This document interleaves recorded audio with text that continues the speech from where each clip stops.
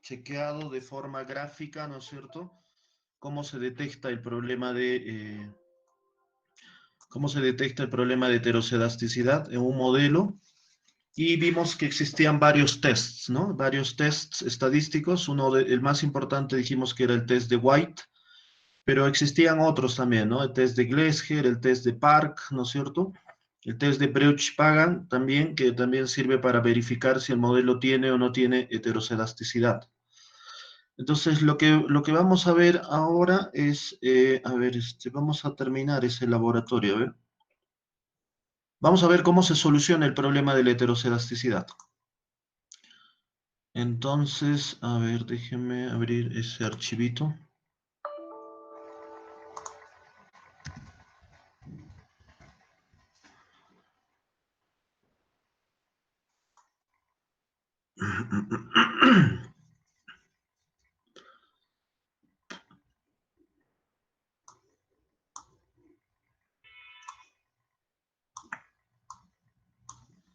Ok, entonces estamos con esta base de datos, ¿no? Estamos trabajando con esta base de datos que se llama salarios, y hemos estado viendo, ¿no es cierto?, un modelo. En este caso vamos a trabajar, el modelo con el que hemos estado trabajando creo que era este, ¿no? Salarios. Luego hemos trabajado con la constante, la educación, y le hemos puesto la edad al cuadrado. Y por ahí podemos aumentar una variable más, no sé, ¿cuál podría ser? Podríamos aumentar el IQ, por ejemplo, ¿no? ¿Sí? Podríamos aumentar el IQ, que es el coeficiente intelectual, y veamos qué es lo que nos sale con este modelo. A ver. Entonces esto es lo que tenemos, a ver aquí. Este es el modelito de regresión con el que acabamos de estimar, donde la variable dependiente son los salarios, ¿no es cierto? Método de estimación mínimos cuadrados, tenemos 935 observaciones, y acá tenemos las estimaciones, ¿no? Estos son los coeficientes, ¿no es cierto? Acá están los t estadísticos, las probabilidades, el R cuadrado, ¿no es cierto? Y el R cuadrado ajustado también, ¿no? El R cuadrado ajustado. Bien, entonces acuérdense que para poder verificar la presencia de heterocedasticidad en este modelo, porque dijimos que los resultados que nosotros podamos interpretar a partir de esta tabla solo son válidos si este modelo no tiene heterocedasticidad. O sea, si este modelo, los residuos son homocedásticos. ¿Ok? O sea, todo lo que nosotros podamos interpretar aquí, el R cuadrado, la significancia individual de cada una de estas variables sobre la variable dependiente, sería válido solo si este modelo es homocedástico. ¿Ok? Pero, ¿qué pasa si este modelo es heterocedástico? Entonces, todas estas conclusiones que nosotros podamos sacar a partir del t estadístico serían inválidos, ¿se acuerdan? Esa era, digamos, una consecuencia de la heterocedasticidad, ¿no? Y la pregunta que nos hicimos es, ok, entonces, ¿cómo detectamos o cómo sabemos si este modelo tiene o no tiene heterocedasticidad? Entonces, para poder verificar si este modelo tiene o no tiene heterocedasticidad, vamos a utilizar dos métodos, hemos dicho, ¿no? Uno era el método gráfico, que era hacer un chequeo de los residuos, un gráfico de los residuos, y era esto, ¿no? Verificar estos residuos del modelo, ¿no? Y acá claramente veíamos que no existía un patrón en particular, ¿no? Es por dada la cantidad de datos con la que estamos trabajando, ¿no? Son 935 observaciones. Entonces aquí como que no se podía determinar un patrón adecuado respecto a los errores, ¿no? Entonces, para poder estar más seguros, o sea, acá obviamente no podemos estar seguros si existe o no existe heterocedasticidad. Entonces, para estar más seguros hemos utilizado los tests, ¿no? Hemos ido aquí, View, Residual Diagnostic, y hemos chequeado los tests de heterocedasticidad, ¿no? Hemos chequeado los tests de heterocedasticidad completo, ¿no? Entonces le ponemos OK. Y inmediatamente, ¿se acuerdan? Dijimos que lo que había que chequear acá en el test es justamente esta tablilla. Y fundamentalmente la segunda línea, ¿no? Que era justamente el estadístico con el que trabajábamos y su probabilidad, ¿no? Dijimos que era un chi cuadrado, ¿no? ¿Ok? Este n multiplicado por el r cuadrado de la regresión auxiliar, dijimos que es el grado, ¿no? Y acá está su probabilidad de ese chi cuadrado con 13 grados de libertad. Entonces, chequeando, acá tenemos que el n por el r square nos ha salido 23. La probabilidad era lo que nos importaba, ¿no? ¿Se acuerdan que dijimos? Si la probabilidad era menor a 0.05, ¿se acepta o se rechaza la hipótesis? ¿Recuerdan? En el test de White, acuérdense siempre, la hipótesis nula, hemos dicho que en el test de White, la hipótesis de homosedasticidad, ¿ok? La hipótesis nula es de homosedasticidad. Y la hipótesis alterna, en este caso H1, es de heterosedasticidad. ¿Ok? Entonces acá decimos que existe heterosedasticidad.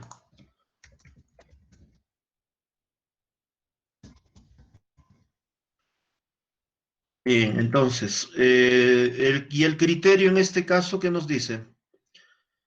Entonces, dado que la probabilidad nos ha salido menor a 0.05, entonces, ¿aceptamos o rechazamos H0? ¿Se acuerdan del criterio aquí? Dijimos acá sí, la probabilidad, el criterio de decisión en este test,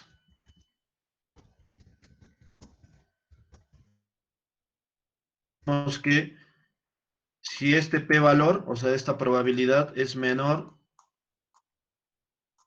a 0.05, entonces, ¿aceptamos o rechazamos H0? ¿Se acuerdan?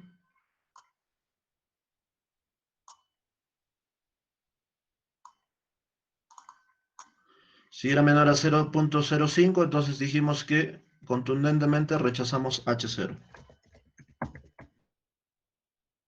¿Sí? Rechazamos H0. ¿Sí? Ese era el criterio de decisión bueno, en todos los test dijimos, ¿no? Las hipótesis nula y alterna, y el criterio de decisión también que se utiliza es el mismo para todos. Entonces, dado este criterio de decisión, ¿qué decimos? ¿Aceptamos o rechazamos la hipótesis? ¿Aceptamos o rechazamos la hipótesis nula?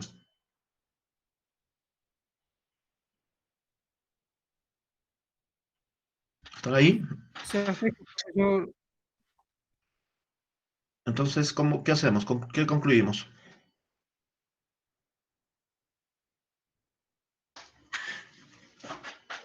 Pero para este modelo en Es que particular, dado que la probabilidad efectivamente es menor a 0.05, cumple este que rechazamos la hipótesis nula. Rechazamos H0. ¿Y qué es H0? Homosedasticidad. Entonces, por lo tanto, deberíamos concluir que este modelo tiene homosedasticidad.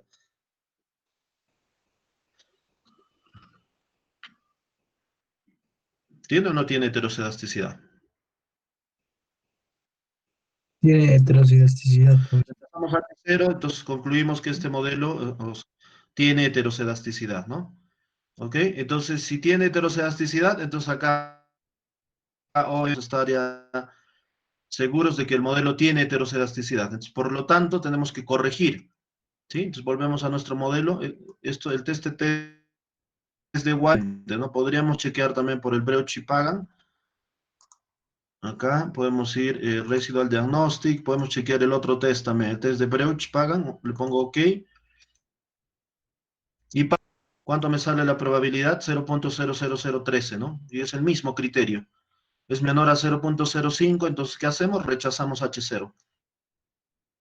Implica que este modelo es heterosedástico, según el test de Breuch-Pagan, ¿no?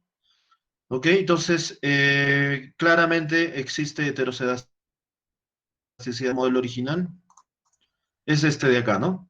Entonces estamos diciendo que este modelo es heterosedástico. La gran pregunta aquí es, ¿cómo hacemos para resolver el problema? ¿Sí? Porque o sea, ya sabemos que tiene heteroscedasticidad, entonces, ¿cómo se resuelve el problema?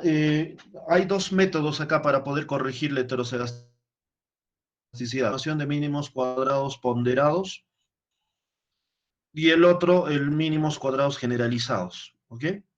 Mínimos cuadrados, el método más recomendado, ¿no? Que es el que vamos a utilizar, haciendo la corrección de la matriz de varianzas y covarianzas, ¿no? O sea, corrigiendo desde aquí hasta aquí en estas tres columnas, según el segundo método. ¿Ok? El método de mínimos cuadrados ponderados también es muy efectivo, pero el problema es que tiene una que lo que va a hacer es transformar las variables. Y cuando transformamos las variables, lo que vamos a hacer es generar problemas para interpretar los coeficientes, ¿no? ¿Ok? Entonces lo que vamos a hacer nosotros es utilizar el método más recomendado, no eso, sino la corrección de White. ¿Ya? Entonces vamos a corregir este modelo, ¿ya? Entonces, ¿cuál es el procedimiento para poder corregir este modelo? Lo que vamos a hacer, vuelvo a repetir, esta corrección que vamos a hacer coeficientes iniciales. Esto es lo bueno. Entonces, estas estimaciones de los betas que hemos obtenido acá, el beta 0, beta 1, beta 2, beta 3 y beta 4, esto no va a cambiar. Lo único que va a corregir el método es la solución de White, son estas tres columnas. Corrige el error estándar, corrige el t estadístico y también las probabilidades, ¿no? Entonces, de tal forma que eso justamente nos va a permitir interpretar de manera correcta los coeficientes. Entonces, vamos a la corrección. Entonces, acá lo que hacemos para corregir este modelo por heteroscedasticidad, nos vamos a esta opción donde dice estimate, ¿ok? Y nos sale la opción de ecuación de estimación. Y aquí está justamente nuestra ecuación con la que estamos estimando, ¿no? Variable endógena, ahí está la constante, la educación, la edad al cuadrado y el coeficiente intelectual, el IQ. ¿Ok? Es mínimos cuadrados, ¿no es cierto? Son 935 observaciones. ¿Ok? Entonces lo que vamos a hacer acá en el eViews ya tiene la opción para poder corregir este modelo por heteroscedasticidad. Y en esta especificación, y acá existe una viñeta que es opciones. ¿Ok? Y nosotros entramos justamente a esta viñeta, que son unas opciones. Acá justamente en opciones, en la parte inferior nomás, dice coeficiente covariance. ¿Ok? Las covarianzas o los coeficientes, el método de las covarianzas. Y acá por defecto está como ordinario, dice. ¿Ok? Por defecto está como ordinario. Entonces vamos a desplegar, salir las distintas opciones para poder corregir la matriz de varianzas y covarianzas. ¿Ok? Entonces, ¿cuál va a ser la corrección que nosotros vamos a hacer? Es esta, la de Huber y White. ¿Ok?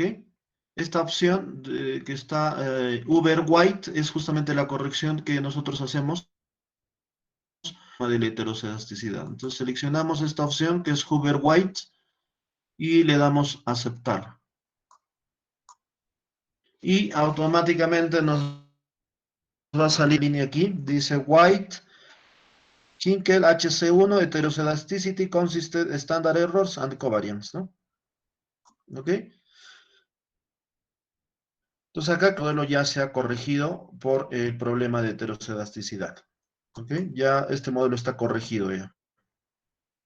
Y si comparamos con el modelo original, o misma, no cambian estos coeficientes. Esta columna es la misma que con el modelo que era heteroscedástico.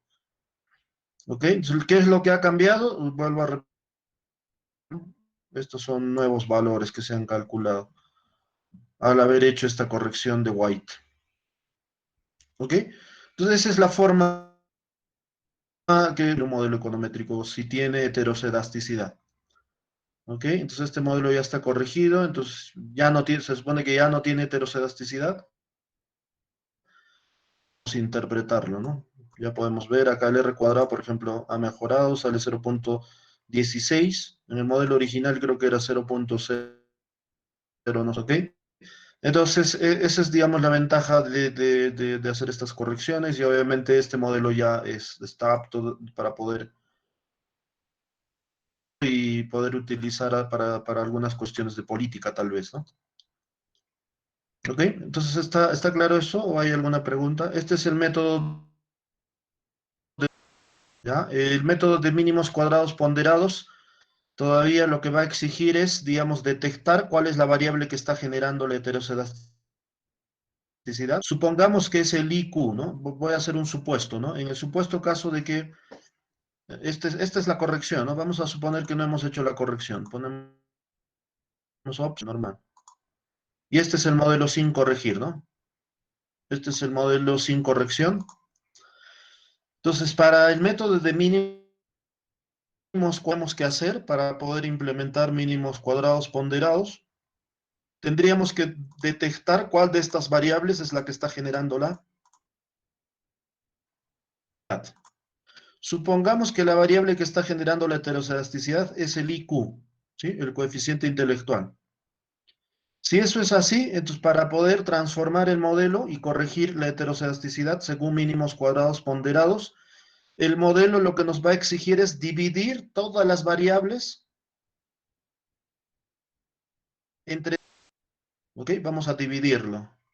Hay que dividir entre IQ, la educación, dividir entre la edad, entre el IQ, la edad al cuadrado entre el IQ, y los salarios entre el IQ. Dividido eso, lo volvemos a estimar por mínimos cuadrados ordinarios, y esa solución justamente se llama mínimos cuadrados ponderados, porque estaríamos ponderando toda la que está generando, digamos, la heterocedasticidad, ¿no? ¿Ok?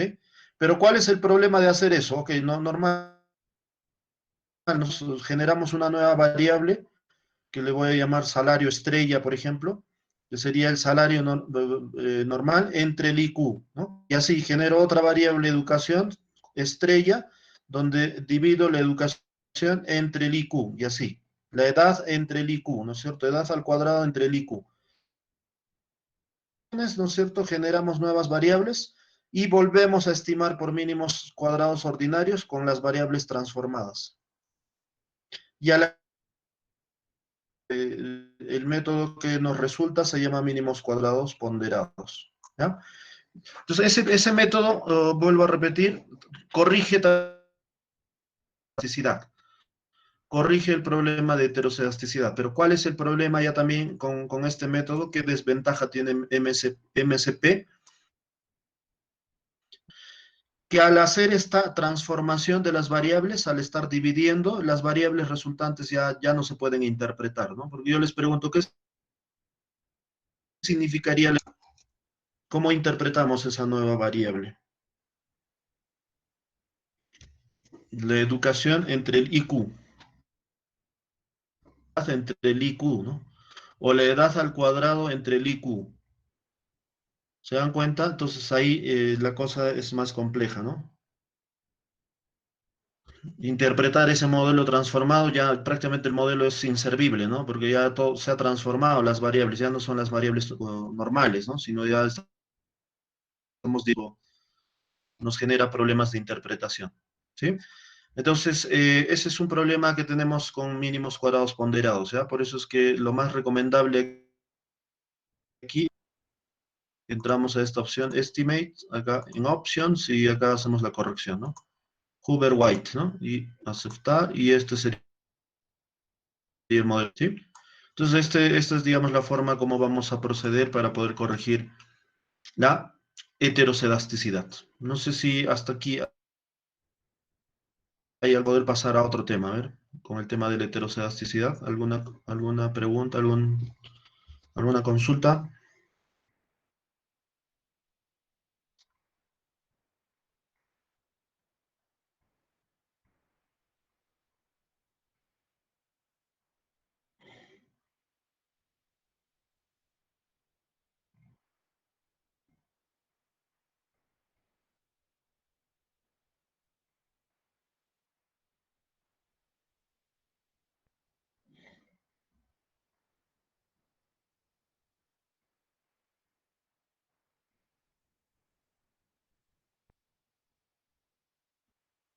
¿Está claro? Sí, profesor, está claro.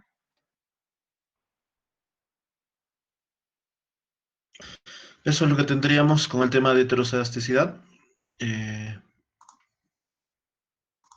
Vamos a continuar entonces con la sesión. eh,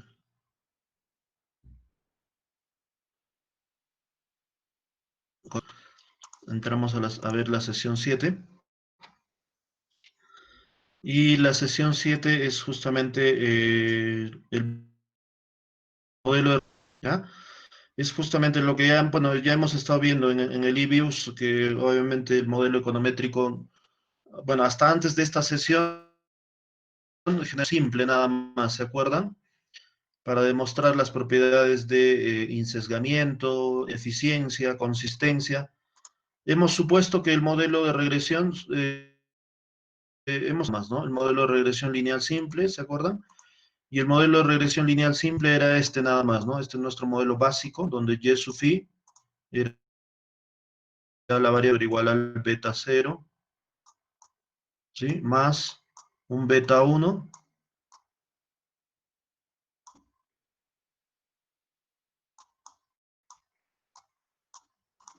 más un término de error.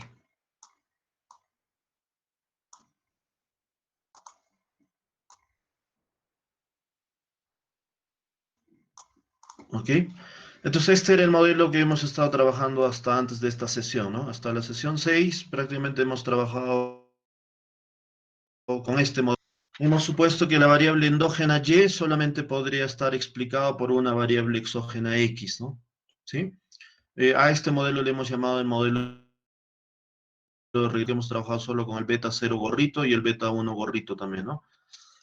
Y lo que vamos a hacer ahora es extender ya todo lo que hemos visto hasta ahora, vamos a extender para el caso del modelo de regresión, para el modelo de regresión lineal general, ¿ok? Entonces, ¿qué significa el modelo de regresión lineal general? O también se le conoce como el modelo de regresión lineal múltiple. ¿Qué pasa si ahora incorporamos más regresores al modelo? ¿Ok? ¿Qué pasa si incorporamos? Bueno, en el IBIUS ya lo hemos visto, ¿no? Hemos trabajado no solo con la educación, sino los salarios lo hemos explicado con la educación, la edad de IQ, ¿no?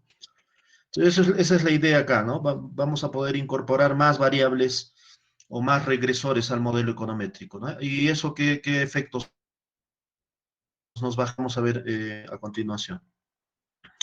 Entonces vamos a hablar un poco de este problema que se llama el sesgo de la variable omitida, ¿ya? Vamos a ver de qué trata esto, la noción de causalidad y en el análisis de regresión.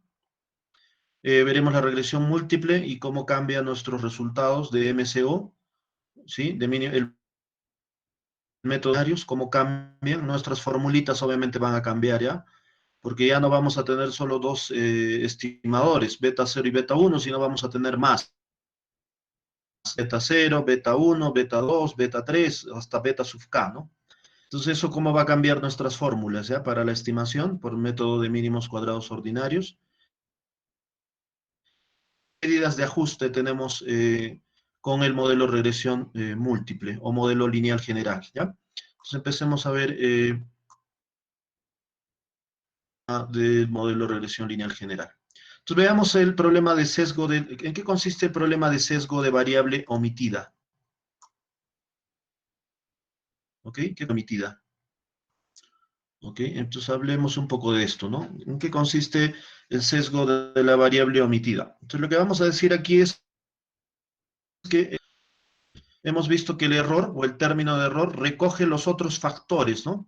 ¿Sí? O las otras variables que explican a la variable dependiente, que no están corregidos explícitamente en la función de regresión, ¿sí? O sea, no están recogidos, ¿no? O sea, el término de error captura en el modelo de regresión, ¿sí?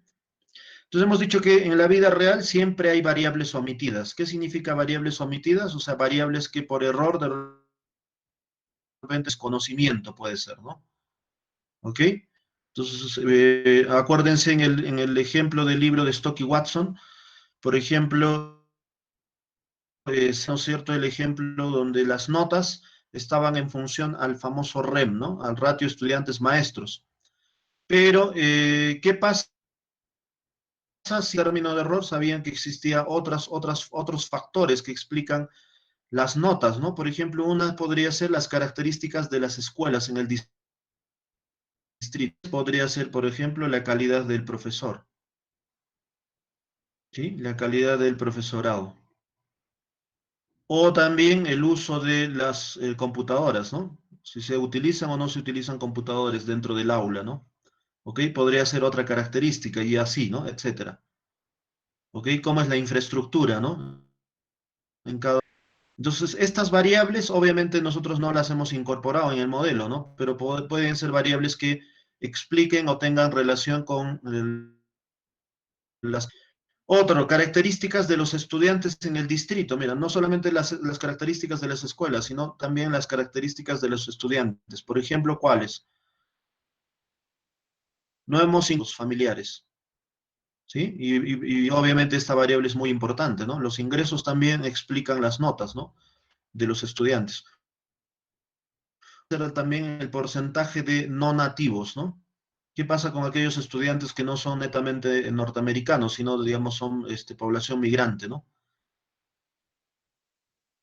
¿Ok? Entonces, en las calificaciones.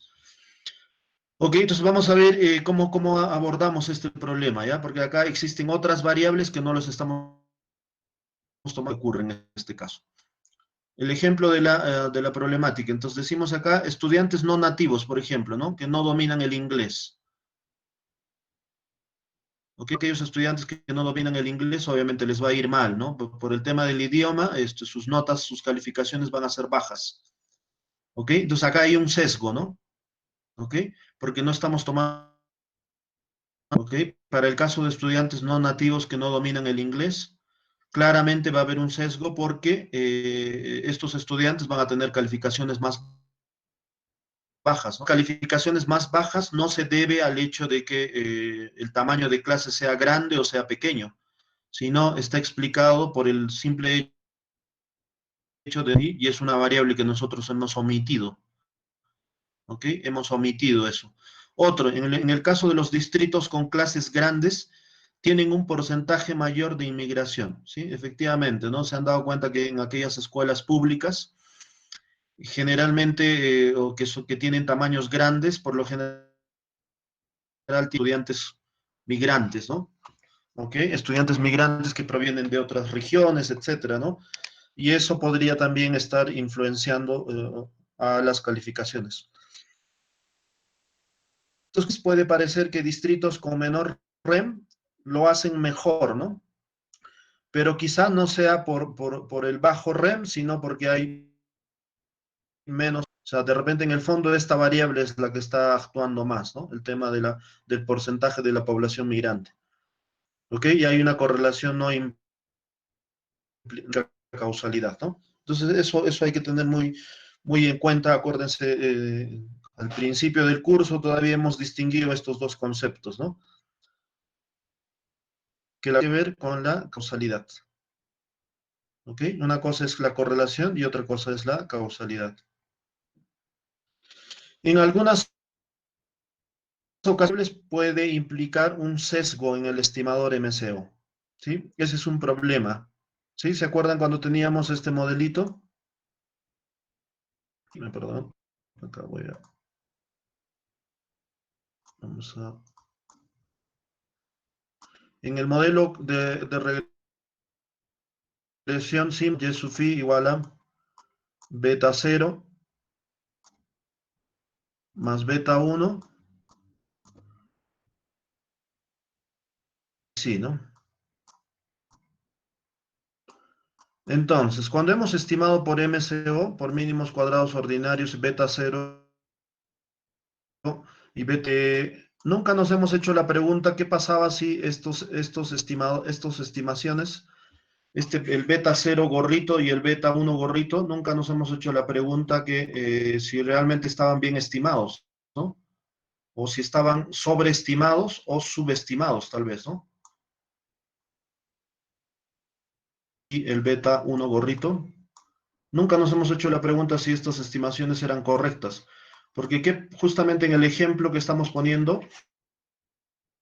de aquí de la población migrante, siguiendo el ejemplo del libro, por ejemplo, acá, cuando hemos estimado el REM, ¿no es cierto? ¿Cuál es el efecto de las indicaciones? Entonces ese coeficiente para nosotros era el beta 1, ¿no? ¿Ok? Y nosotros hemos obtenido un numerito, una estimación de este beta 1, el gorrito, ¿ok? Entonces la pregunta aquí que estamos haciendo es, ¿qué pasa si omitimos esta variable? Efectivamente hay esta variable que se llama de población migrante en los distritos. Entonces, ¿qué es lo que ocurre? Probablemente en el fondo, estas bajas, este beta 1 no está recogiendo el efecto del tamaño de clase en el fondo, sino está recogiendo este tema del porcentaje de la población migrante.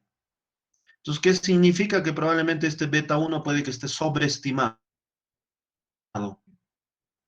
Entonces, este beta 1 puede que sea un parámetro muy grande, ¿ok? Pero en el fondo ese tamaño, ese parámetro muy grande no es debido a que acá en el MUSUFI hay una variable llamado porcentaje de no nativos, ¿no? ¿Ok? De población migrante, y eso está haciendo que explique las bajas. Por lo tanto, el beta 1 en el fondo nosotros lo estamos sobreestimando. ¿Ok? O sea, hay un sesgo, por eso me refiero, ¿no? ¿Sí? Hay un sesgo variables, ¿no? Entonces, este beta 1 en el fondo, esta estimación de beta 1 gorrito, no es, digamos, la correcta, porque claramente no está midiendo el efecto de otra variable, ¿no? Que está un poco más influenciando, ¿no? Que sería el hecho del porcentaje de no nativos, ¿no? ¿Ok? Entonces, ahí habría que subrayarlo. Estamos diciendo que en algunas ocasiones la omisión de estas variables puede implicar un sesgo en el estimador MCO. ¿Ok? Cuando omitimos variables, entonces eso sería un problema, ¿no? ¿Ok? Entonces acá obviamente el tema sería cómo corregimos esto. Obviamente habría que incorporar esos otros factores SUFI y ponerlo acá en la ecuación, ¿no? ¿Ok? Esa, digamos, sería una forma de corregir este problema que le estamos llamando el variable omitida. ¿Se entiende eso? ¿Se entiende bien claro el tema del sesgo de variable omitida?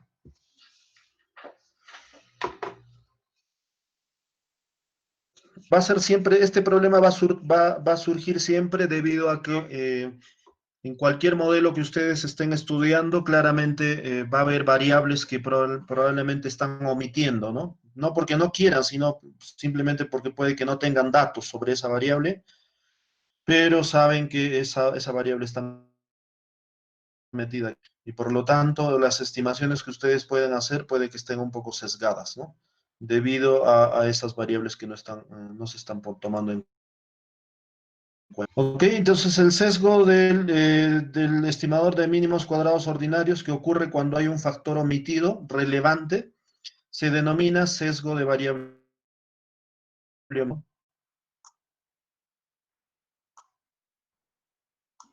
Ok, entonces el sesgo de estimación por mínimos cuadrados ocurridos, no hay un factor omitido, o sea, una variable omitida que es relevante, y a ese sesgo le llamamos sesgo de variable omitida, ¿no? Entonces, para que esto ocurra, la variable W debe satisfacer dos condiciones, ¿no? Acá, por ejemplo, vamos a poner cuáles son las condiciones que debe tener esta variable omitida. ¿Qué condiciones debe tener esta variable omitida? Entonces, esta variable omitida debe satisfacer dos condiciones. Veamos a ver cuáles. Las dos condiciones que debe satisfacer esta variable omitida son las siguientes. Primero, este W o sea, el W es una variable que explica la variable endógena Y, es decir, que W es parte del término de error. ¿Sí? Eso es que el W debe ser una variable, una posible variable explicativa de Y. Por lo tanto, este W, ¿dónde está? En el término de error. ¿Ok? Es que este W está correlado con el regresor X, es decir, la correlación, ¿no es cierto? O la correlación la correlación entre W y X tiene que ser distinto de cero. ¿Ok? Entonces, esta, digamos, va a ser la condición para que exista este sesgo, ¿no? ¿Ok? Y se acuerdan que en un principio nosotros hemos dicho que esto debía ser igual a cero, ¿no? ¿Sí? En la práctica, ¿no? Que el W, que es una variable que está la correlación o la covarianza que debe existir con el X debe ser igual a cero, pero para que exista sesgo de variable emitida estamos diciendo que tiene que ser distinto de cero. ¿Ok? Y el X sí hay correlación. ¿Ok? Entonces estas dos condiciones nos garantizan de que exista este problema de sesgo de variable omitido. Entonces ese es el problema que vamos a tener, ¿no? Entonces veamos algunos ejemplos más, un poco para que quede claro este tema del sesgo de variable omitida. Acá, por ejemplo, tenemos el porcentaje de estudiantes de inglés no nativos, ¿no?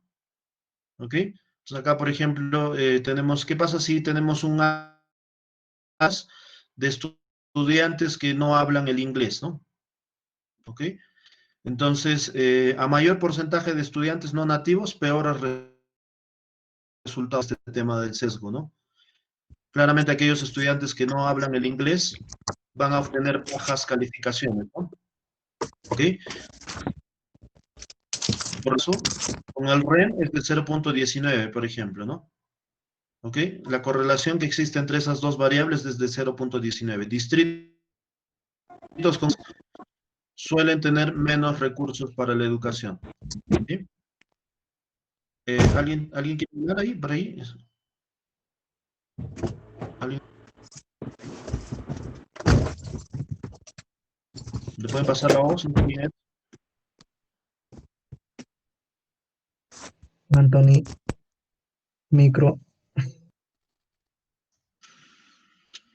Ok, entonces, en el ejemplo que estamos estudiando, el de los estudiantes de inglés no nativos, la correlación que existe con el tamaño de clases es de 0,19. ¿Ok? Entonces, relativamente, digamos, pero hay una correlación, ¿no? ¿Ok? Entonces hay una correlación. Otra variable que también podría ser interesante tomar en cuenta, podría ser la hora del día de la prueba, ¿no? ¿Ok? ¿Ok? ¿En qué horario digamos, se programan? ¿Ok? Y esto puede afectar el resultado del examen. ¿Ok? No parece correlacionada con el REM, pero no genera sesgo de variable omitida. Ustedes les programen la hora del examen en la mañana o en la noche, ¿afecta vuestra nota? ¿Qué dicen ustedes? O sea, el hecho que se les programe exámenes o durante la mañana o durante la tarde o en la noche, no sé, ¿ustedes creen que eso tenga alguna influencia?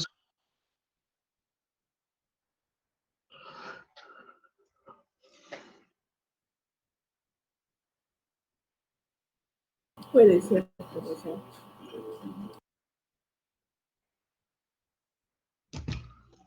¿Qué dicen ustedes? ¿Puede ser o no? Sí, profesor. Como que en la ¿Cómo que mañana podría ser más. si dan el examen en la mañana es mucho mejor que en la tarde? Bueno, sí, podría ser, profesor, Bueno, porque en la tarde ya como que terminamos bien cansados. ya podría ser también, o por otro lado también podría ser que si se les programa en la tarde tienen más tiempo para estudiar, ¿no? ¿Se dan cuenta? O sea, hay un doble efecto ahí, ¿no? Por un lado, claro, obviamente puede que estén más cansados en la tarde, pero al mismo tiempo, para otras personas les da cantidad de horas de estudio, ¿no? En la mañana pueden repasar y en la tarde estar más preparados, ¿no? Entonces se dan cuenta que la hora del día de la prueba, o sea, podría afectar a las notas, no sé, ¿no? Es discutible esto que yo creo, ¿no?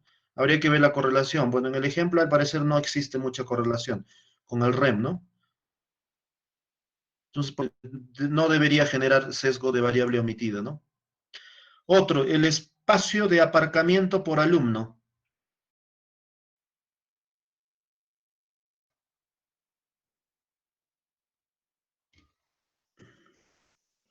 O sea, aquellos estudiantes que tengan automóvil, ¿no es cierto? Y que puedan tener aparcamiento, ¿no es cierto? Versus otros que no lo tengan, puede afectar eso en la nota, no sé, ¿no? No parece afectar a sesgo de variable omitida, ¿ok? Pero relacionada con el REM, ¿sí? Puede que esté relacionada con el tamaño de clase, no sé, ¿sí? Entonces, es eso, ¿no? O sea, si tienen auto, obviamente venir a la universidad, ¿no es cierto? Entonces, y que tengan obviamente un espacio, ¿no? Para poder dejar su automóvil, ¿no? Es que probablemente uno podría tomar en cuenta, pero claramente puede que no tengan efecto sobre las calificaciones, ¿no? Entonces ahí decimos que si no tienen efecto sobre las calificaciones, dar sesgo de variable omitida, ¿ok? Entonces eso tenga mucho cuidado, ¿ya? Por eso aquí, ¿cuál es la condición para que se genere sesgo de variable emitida? Que esta variable a Y, tiene que haber una relación entre Y, ¿no? Una correlación con Y. Y aparte de eso, que este W tiene que estar con el tamaño de clase, ¿no? ¿Ok? Entonces, esas dos condiciones simultáneas hacen que se genere este problema de sesgo de variable omitida. ¿Ok? Eso es lo que hay que tener en cuenta, entonces, para analizar si una variable genera o no genera sesgo de variable omitida. Ok, entonces desde el punto de vista de mínimos cuadrados ordinarios, si la covarianza entre x y mu es diferente de cero, ¿no es cierto? Si la covarianza de xy con el mu sub phi es distinto de cero, entonces acá hay un problema, ¿no? La esperanza de mu sub phi dado x ya no puede, entonces ya no se cumple el supuesto uno. ¿Sí? ¿Se dan cuenta que este problema del sesgo de variable omitida podría traernos problemas mucho? Porque estamos diciendo que si existe una variable omitida, ¿no es cierto? Acuérdense el supuesto uno que hemos puesto de mínimos cuadrados desde el punto de vista de MCO, si la covarianza entre XY y mu sub phi es diferente de cero, entonces la esperanza de U sub phi es constante. Entonces, si ya no es constante, ya se incumple el supuesto uno de mínimos cuadrados ordinarios. Y acuérdense que este supuesto, ¿para qué cosa? ¿Se acuerdan? Este supuesto de esperanza de mu sub phi dado x igual a cero, ¿para qué lo hemos utilizado?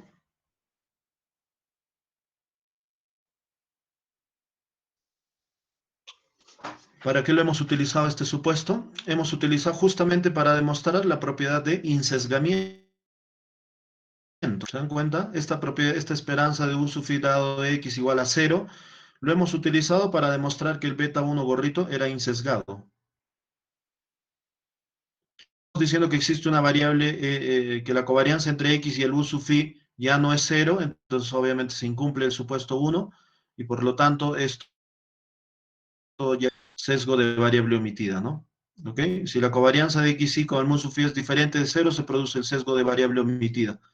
Saca la pregunta que tendríamos que hacer, si hay sesgo es hacia arriba o hacia abajo, ¿no es cierto? ¿Ok? ¿Cuál es la dirección del sesgo? Acá deberíamos un poco pensar que nos hay este problema, lo que deberíamos evaluar es cuál es la dirección del sesgo, ¿no? Pues Profesor, para ello debemos, ¿sí? no nos escucha bien, no sé si es de nosotros o de usted. Está A ver, entrecortado. el resto, por favor, ¿qué dicen? ¿Me están escuchando bien? Entrecortado, Entrecortado, profesor. profesor. ¿Todos? Sí, profe, está entrecortado.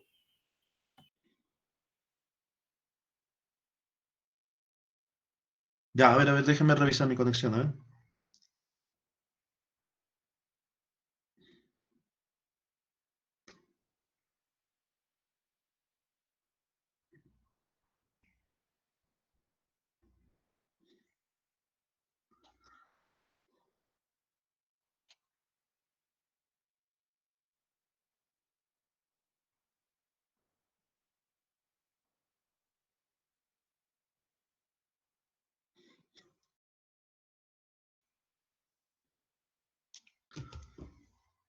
A ver, ahora, ¿cómo me escuchan? No sé, ¿está bien o no?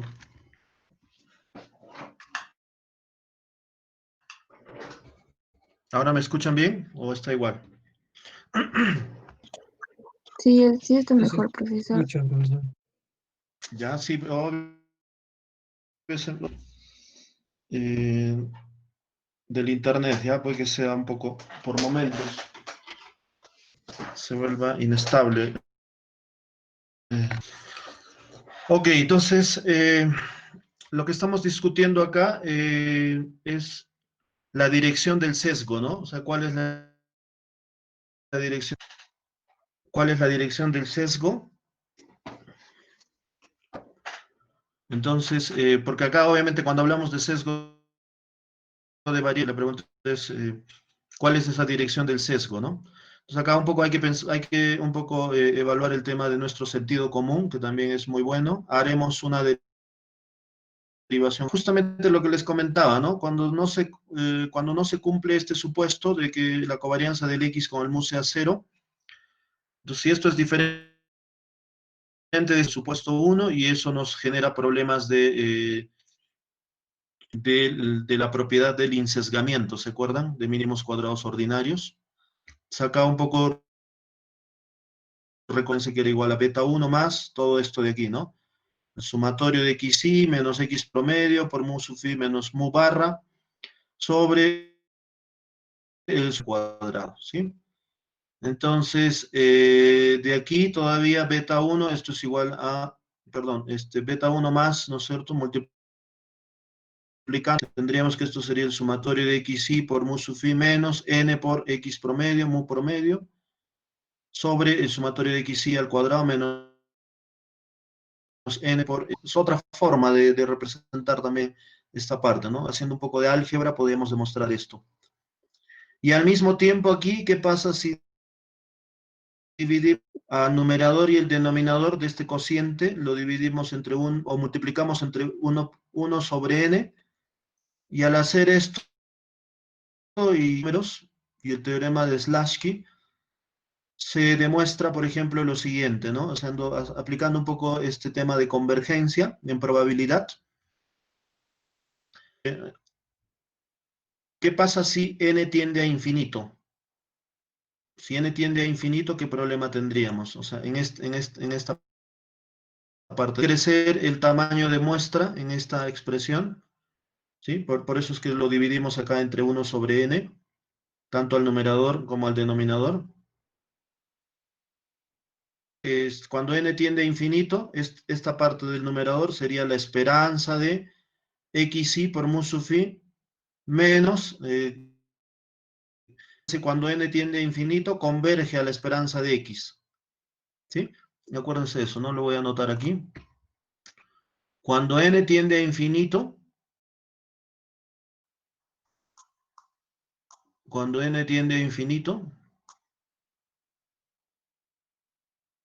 hay varias cosas que ocurren, ¿no? El x promedio, por ejemplo, cuando n tiende a infinito, el x promedio converge a la esperanza de x, ¿sí? O sea, a la media poblacional, ¿no? La esperanza de x es la media poblacional, ¿sí? Esto es un resultado, ¿no? Cuando n tiende a infinito, o sea, si el tamaño de muestra es bastante grande, el promedio del x, la media muestral, converge a la media poblacional. Entonces, esta lógica, entonces la pregunta que tenemos que hacernos aquí es, entonces, el sumatorio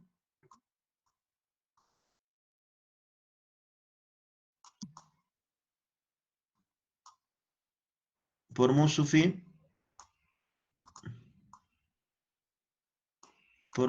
todo esto dividido entre n, ¿a qué cosa convergerá? Este sumatorio de xi por mu sub i dividido entre n, ¿a qué cosa converge? Cuando n tiende a infinito.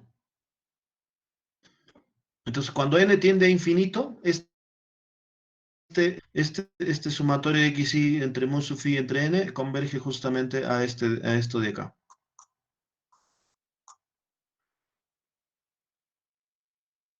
Matemática de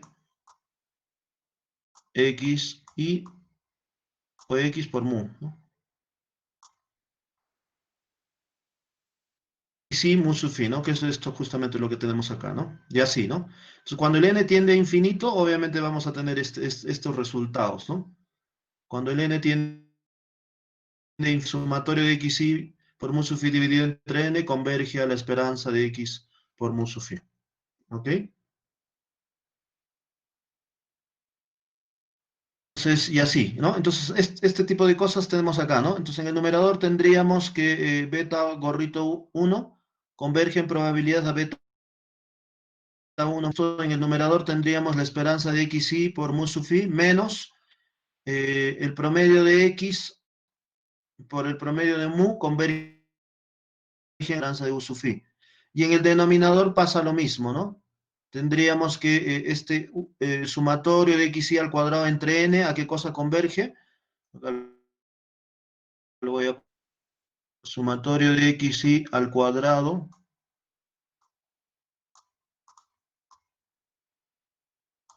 esto dividido entre n, cuando n, cuando n tiende a infinito, esto también converge a la esperanza de x al cuadrado.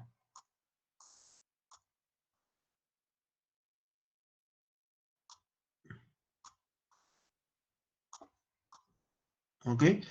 Esto converge a la esperanza de x al cuadrado, entonces acá tendríamos esperanza de x al cuadrado.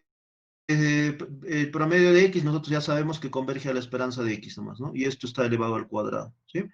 Entonces en el numerador que tendríamos claramente en el numerador es la covarianza de xy por mu sub phi, y en el denominador tendríamos la varianza de x, ¿no?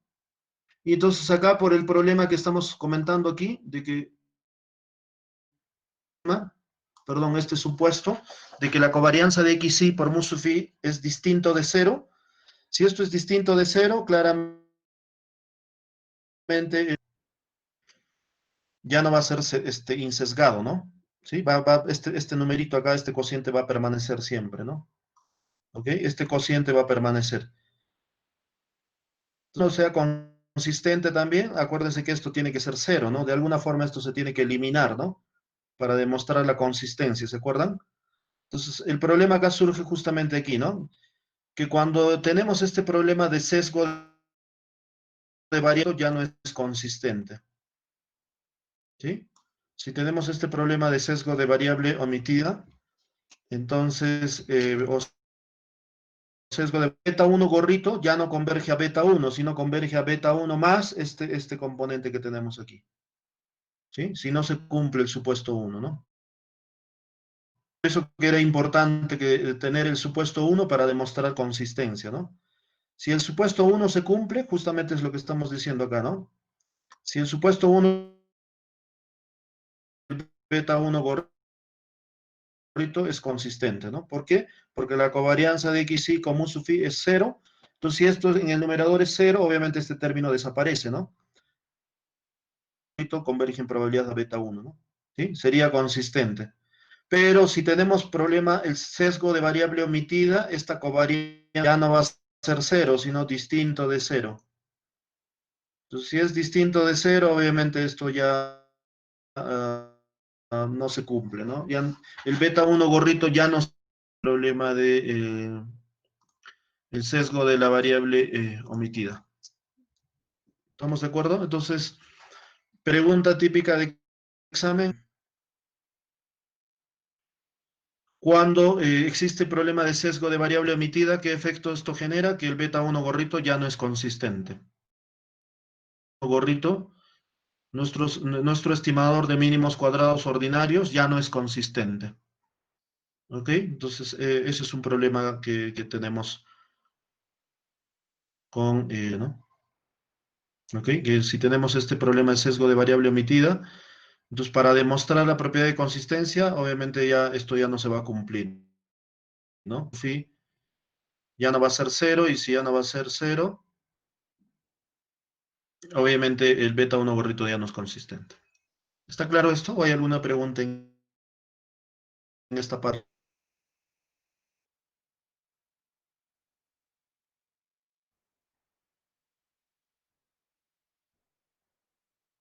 Sí está claro, profesor.